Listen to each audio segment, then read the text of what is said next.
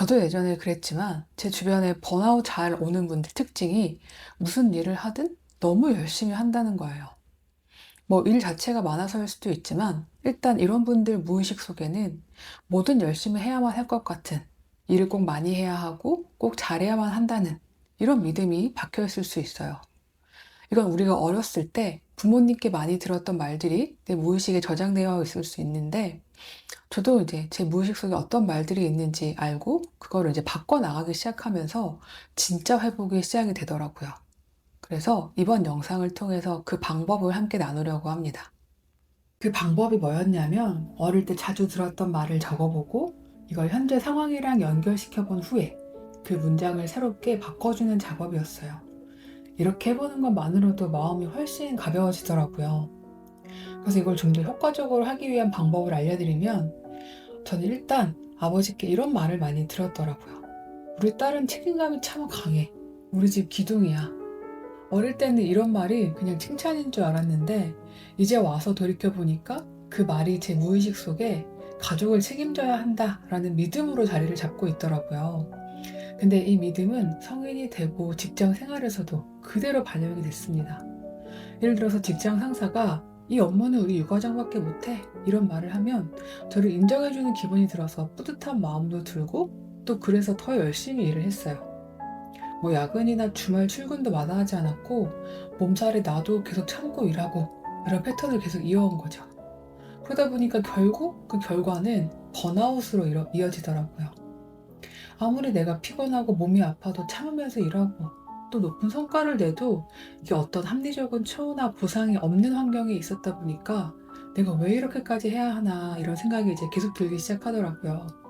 그러다가 결국 몸도 지치고 마음도 지치고 모든 게 의미가 없어지면서 이제 아무것도 하기 싫은 상태가 된 거죠. 저는 이제 여러 번 번아웃을 겪으면서 우울증까지 오다 보니까 뭐 상담도 받고 명상도 해보고 종교도 찾아다니고 책도 여러 가지 찾아보다가 이 반복되는 패턴을 딱 멈추게 된 계기가 있었어요.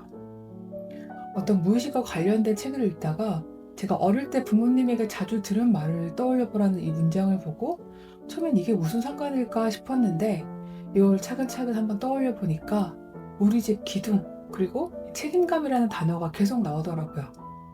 근데 그때서야 이 직장에서 내가 왜 이렇게까지 계속 많은 책임을 떠안는지, 왜 항상 저 자신을 혹사시키면서 일을 하는 패턴이 반복되는지 이해가 되기 시작하더라고요. 하지만 이거 알았다고 해서 평생 그렇게 믿고 살아온 방식이 바로 바뀌진 않더라고요. 그래서 저는 또 여러 가지 심리책을 읽었는데 인지행동치료법을 적용을 해서 이 무의식 속 믿음을 바꿔나가기 시작했는데요. 가장 먼저 어릴 때 부모님이나 어른들께 자주 들었던 말을 쭉 한번 적어봤어요. 이게 연구에 따르면 어릴 때 반복적으로 들은 문장이 무의식적 행동 패턴을 형성해서 우리 성인기에도 영향을 미친다고 합니다. 그래서 이걸 적는 것만으로도 내가 왜 이렇게 행동하는지 객관적으로 볼 수 있는 거예요. 그리고 나서 이제 그 말들이 내 현재 행동과 어떻게 연결되는지 정리해보는 거예요. 심리학에서는 트리거라는 개념이 있는데, 과거의 어떤 경험 때문에 현재 상황에서 자동으로 그때의 감정이나 반응이 나타나는 거예요. 예를 들어서 저는 우리 집 기둥이라는 말을 떠올렸을 때, 제가 직장에서 새로운 일만 생기면 계속 제가 해보겠습니다 하면서 여러 가지 책임을 떠안는 모습이 연결이 되더라고요.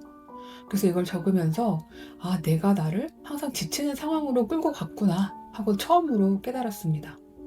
여러분도 혹시 어릴 때 들었던 말이 지금도 나에게 영향을 주는 게 있는지 한번 진지하게 생각해 보세요. 그리고 마지막으로 그 말을 나만의 새로운 문장으로 한번 바꿔보는 겁니다.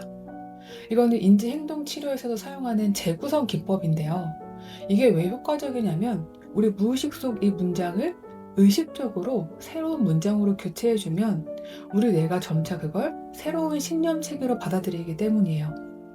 그래서 저는 나는 가족을 책임져야 한다라는 생각에서 나는 내 삶을 스스로 결정하고 책임질 수 있다라는 문장으로 바꿔봤습니다.